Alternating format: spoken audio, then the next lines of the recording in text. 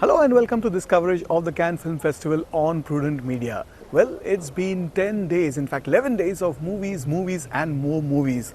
The festival started on 14th of May and here we are on the last day of the screenings, and this is the day when the awards will be declared.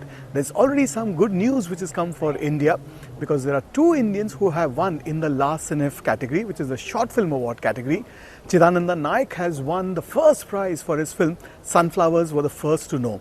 Now it is a Kannada film and Chidananda Naik is an MBBS doctor who took up to filmmaking. His parents were not too pleased about it, but I am sure they'll be pleased with the result when he's won the first prize in the La Cinef category.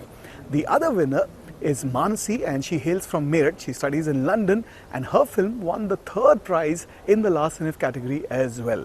So Chidananda's film, Sunflowers Were the First to Know, is the first Kannada film ever at the Cannes Film Festival and it has won the top prize.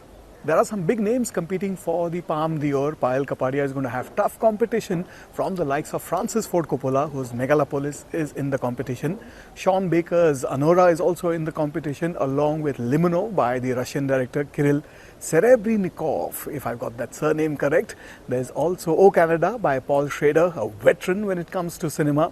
There is also an interesting film called Girl with the Needle, which I quite liked, and I think the actress must be in contention for the top prize.